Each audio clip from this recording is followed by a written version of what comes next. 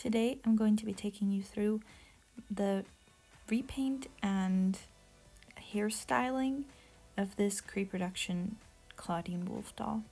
I'm starting out with some nail polish remover that contains acetone and some Q-tips and just kind of rubbing the paint off. You can see that I'm kind of spinning. I'm moving quite fast because as soon as the acetone evaporates it doesn't really work anymore. And just one Q-tip got everything off except for the glitter, which was kind of stubborn. I've already got the hair in curlers now, but first I'm going to take you through the face-up process, and then I'm going to take you through the hair curling and styling process. I thought that would be a bit more coherent. And it's just a face-up and hairstyling, so I won't be changing any clothes. That's also, this video is still so long, but it's kind of a shorter video. And I'll put a little timestamp up here for when that I get into the hairstyling, if that's all you're interested in. So this is the face ready. Her face is so pretty, by the way, her face mold. And then I'm grabbing some water and my palette, which is just a piece of cardboard with packing tape over top and a tiny little brush. And then I'm using my acrylic wash in titanium white and lamp black. And I'm leaving some space between them. Ultramarine blue, or ultramarine deep.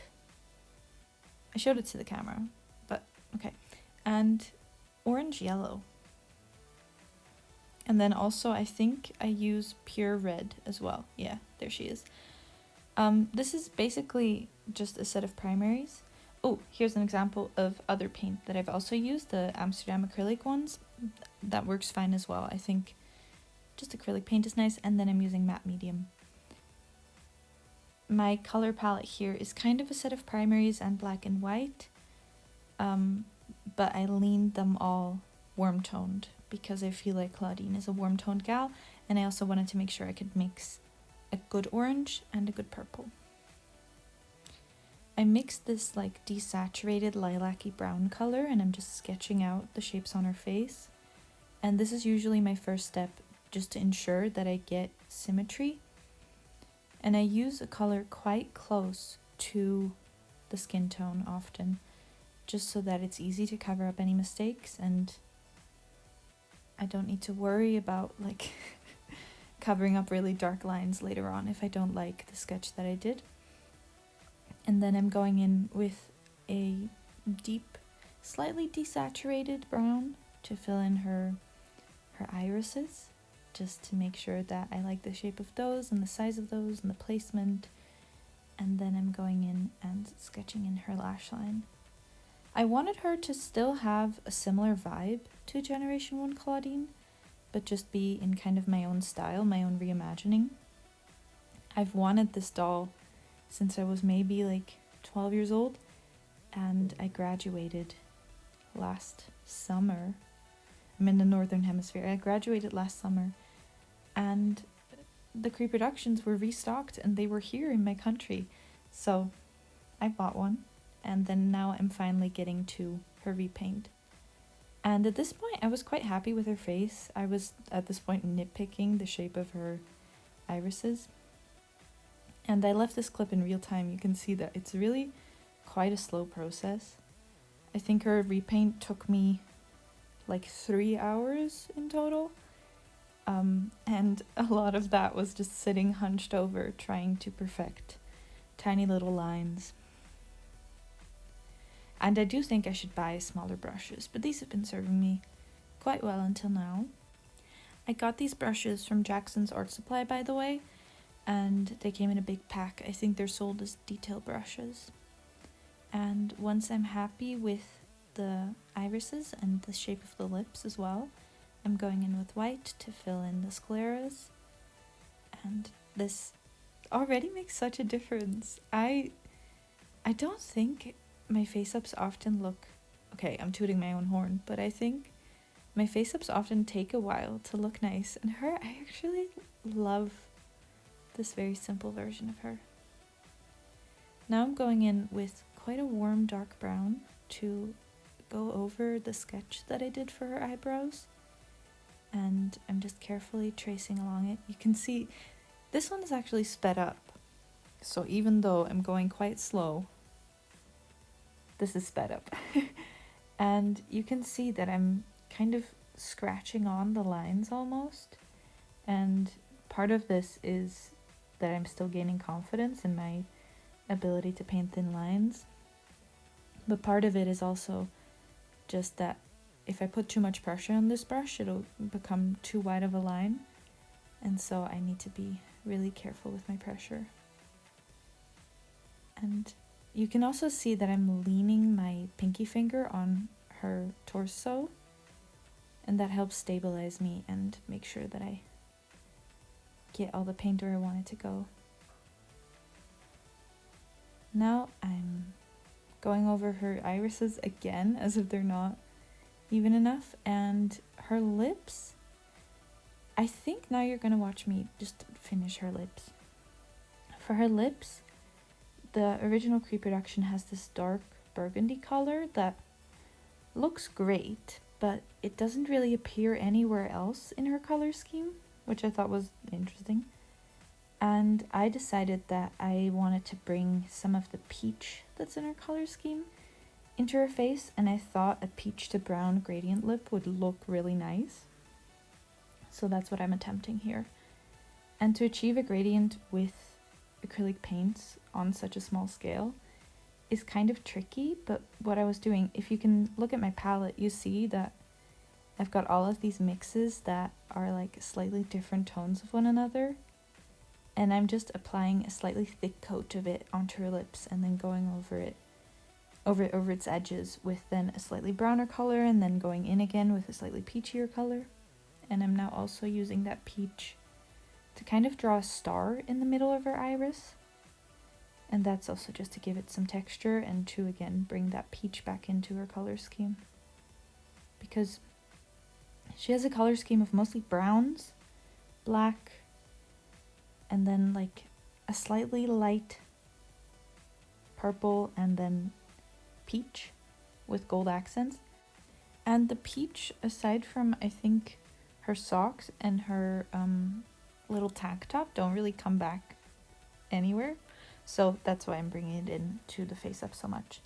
Now here what I'm doing looks really weird, but it's actually just that I'm mixing a color to clean up my edges with, and it's kind of hard to match an exact color, especially if you're working with a limited color palette. That's on me.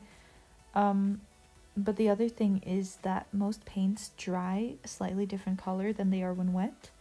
So I put it on a big open space such as her forehead, and I think with Una you saw me do it on the back of her neck. Like I do it lots of different places, just somewhere where it's easily compared to the rest of the skin tone, and then I just get to like color mix and check that it fits.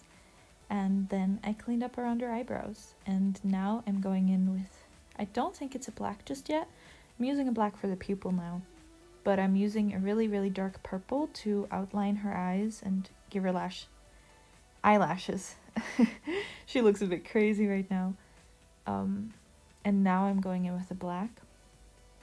For each and every single one of my paints, before it goes on the doll face, I mix it on my palette with some water and some medium, just to make sure that it isn't globby and that it spreads easily and that I can get clean lines. I removed the stripes of the swatches on her forehead at this point. I think just because I wanted to get a feel for what she was looking like. I really think she looks a bit crazed, but that's okay. And then at this point, because all the shapes have been defined, it's just a point of nitpicking and adding values and subtracting values and refining shapes. So I'm adding some more darkness to her eyebrows, and then I'm adding some really bright saturated spots to her iris. I do this just so that her eyes have a lot of visual interest in them. And then I'm going and cleaning up around her eyes.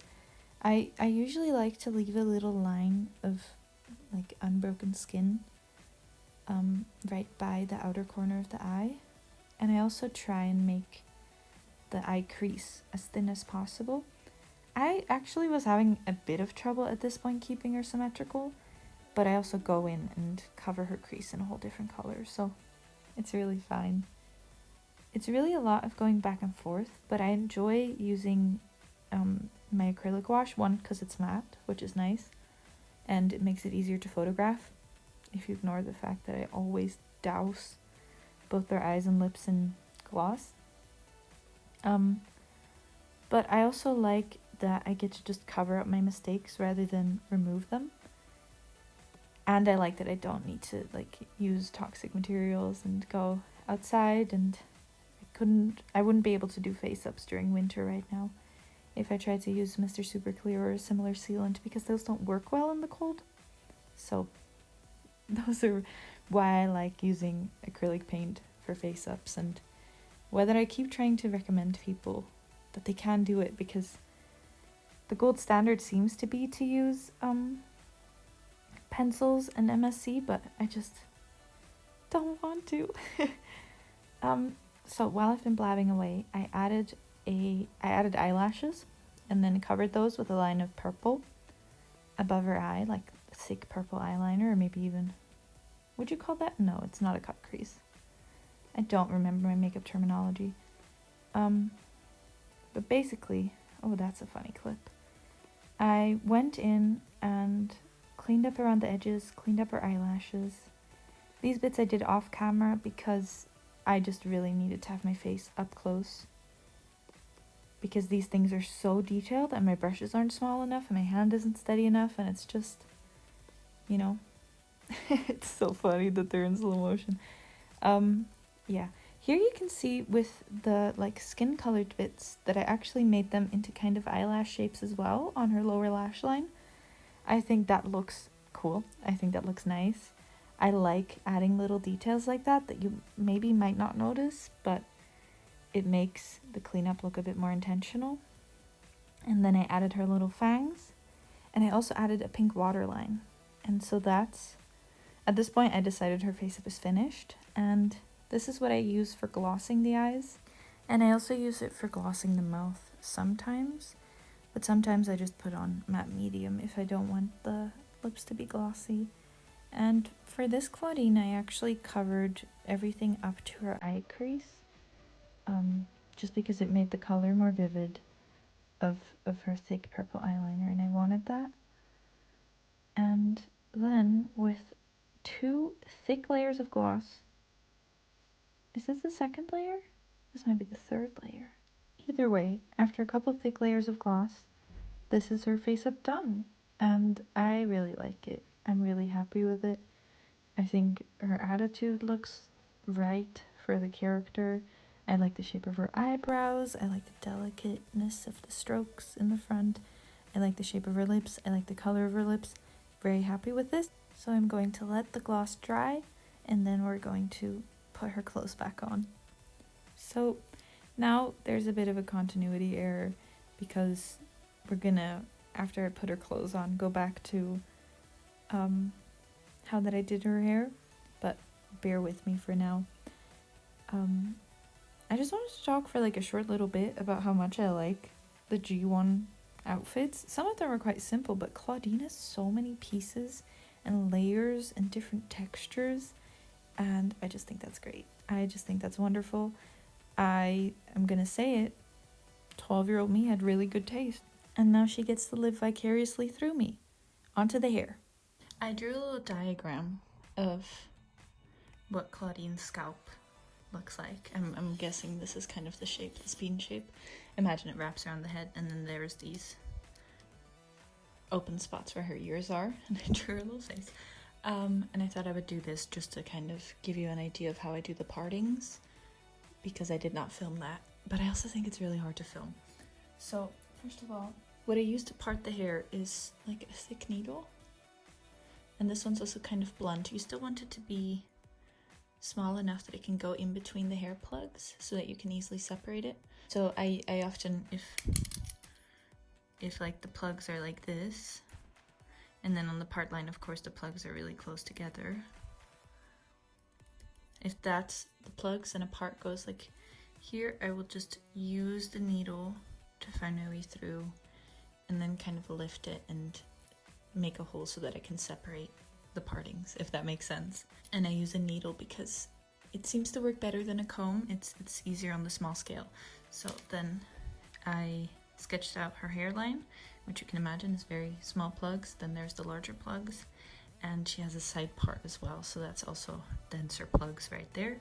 And around her ears there's also denser plugs.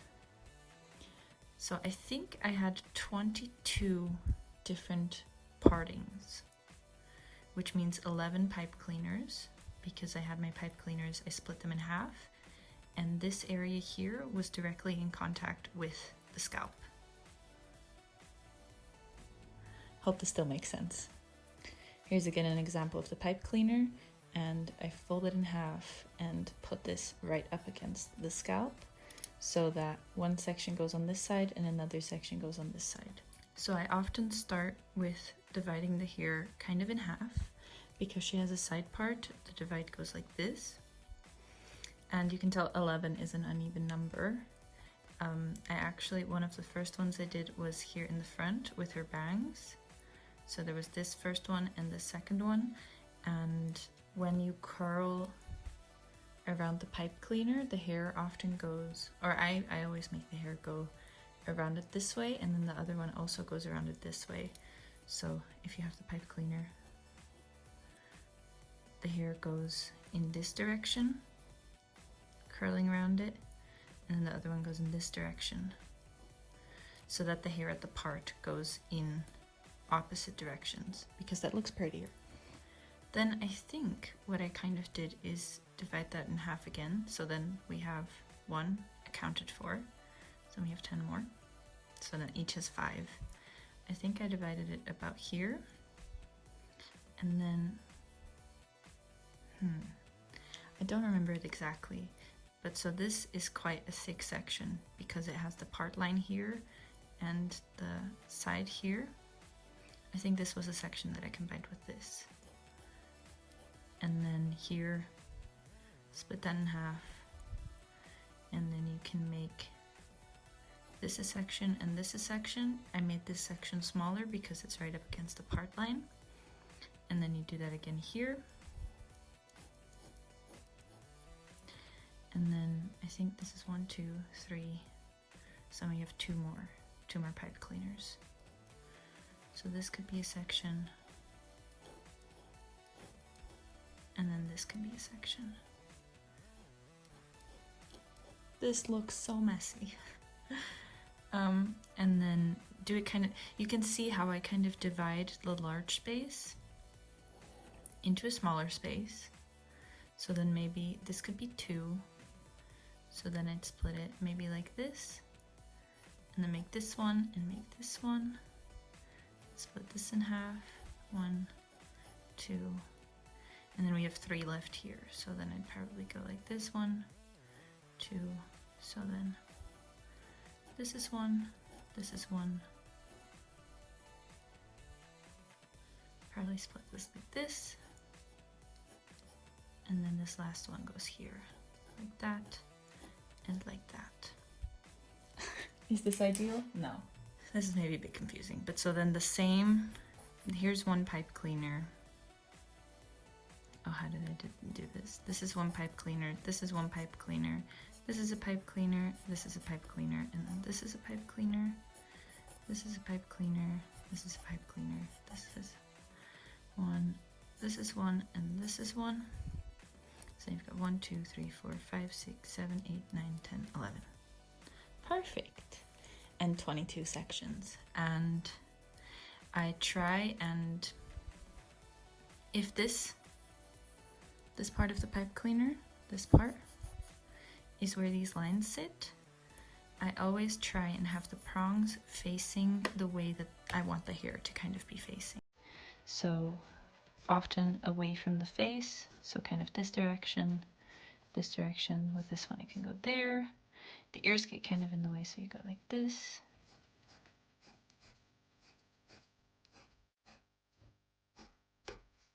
And then the bang bits were a bit troublesome, so they went like that. This looks absolutely very confusing, but I hope it kind of helps make sense of things. Let's go over it one more time. I make a split along the part line and then follow it back just to split it in half. And then I take out the bangs, and then that also has this thicker part of hair here, so that I can make sure those go in a nice direction.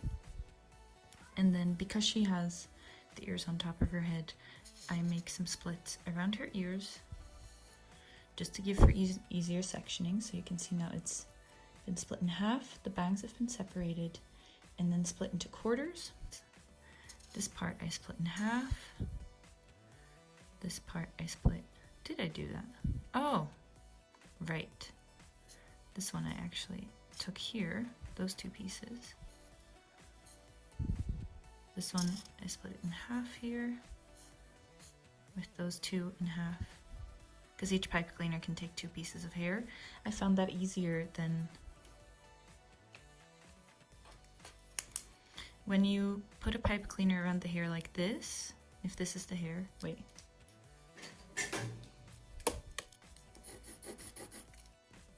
If this is the hair and you put the pipe cleaner around it straight, you have to kind of curl the pipe cleaner around the bottom and then curl the hair around the pipe cleaner and then curl it around the hair again at the end. I found that a bit more troublesome than doing it like this or like this, that you have hair on both sides of the pipe cleaner.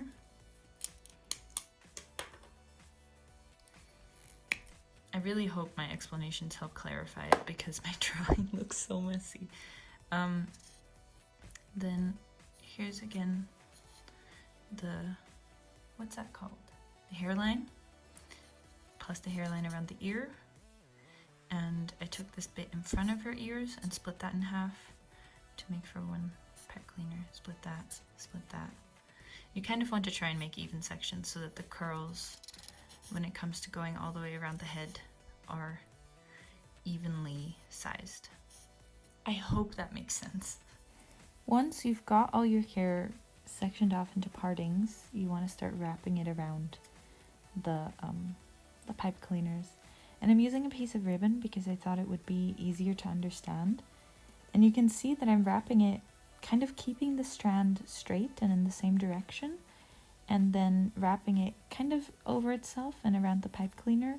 And then this is the way not to do it because, well, I learned by messing it up. But you can kind of see how I'm twisting it around itself, the ribbon, and then twisting it around the pipe cleaner.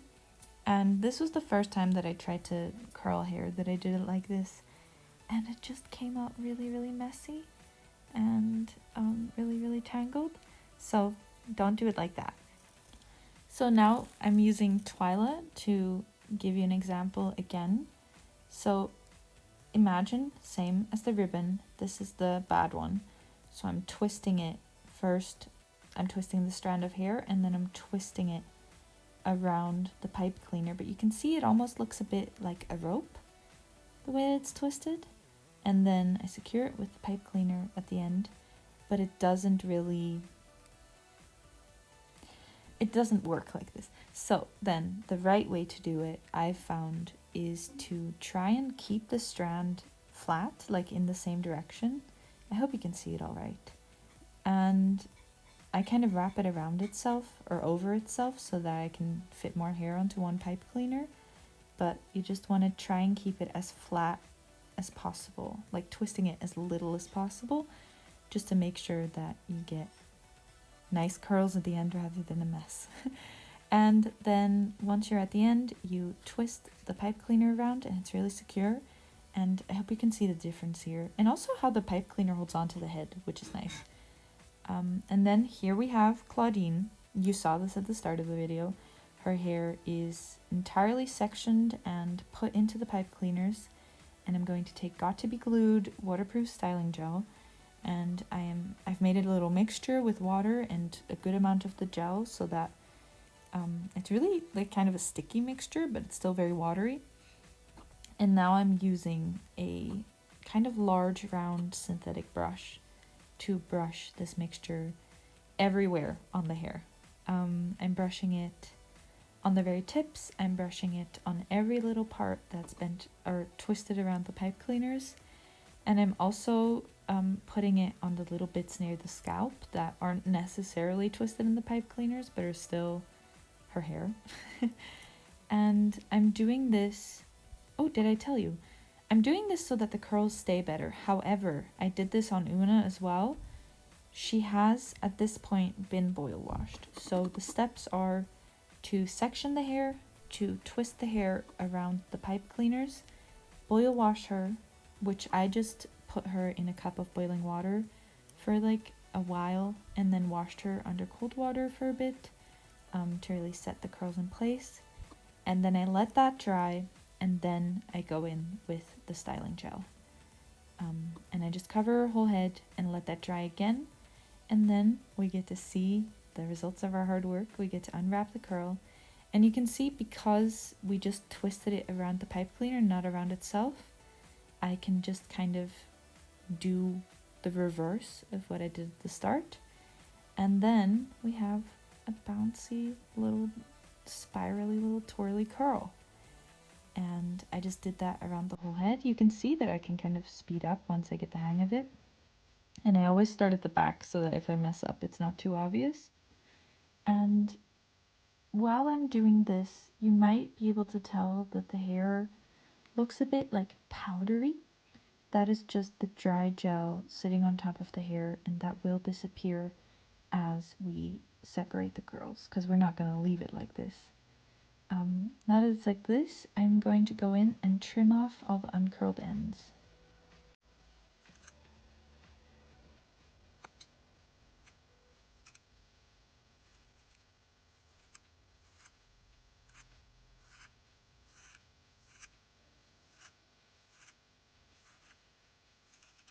And you can see the curls look a bit better. Now we've got a time skip. I did the initial separating of the curls off camera because I was just having a bad day, and it's really relaxing to do it actually. But it's the same concept as the separating into sections at the start of the hair section. It's just that now you're doing it with every single section, every single curl. And depending on the hairstyle, you can separate just a couple sections out of, or a couple curls out of each, big curl out of each section. However, for this Clawdeen, I wanted her hair to be big and textured and poofy, and so I'm separating it into lots of tiny little curls. And then now I'm going in with very sharp scissors and actually shaping the hairstyle, because some curls are longer, it's a little bit uneven somewhere. I don't know if that's from the factory or just that the curls, some of them are looser, some of them are tighter. And I also found that to kind of style the hair, I could tuck it on top of itself and it would stay in place. And I'm just kind of rounding off the bottom and kind of opening up the space around her shoulders. And then anything on the top that sticks out a bit too much, I'm just cutting it off, brushing it away. I'm not feeling bad about it. And slowly but surely, she's starting to look so luscious. I'm so excited with how she came out. I think she came out great. I think she came out fantastic. I was worried going into this, and I'm so glad that I did do this and that I had confidence with myself, because I feel really, really happy with her. I think her curls came out great, so voluminous but still shiny, not too frizzy, though a little bit frizzy. I think that's fine. Her ears get a little bit lost, but that's kind of cute actually. And then we've got the final photos, which I also posted on my Instagram.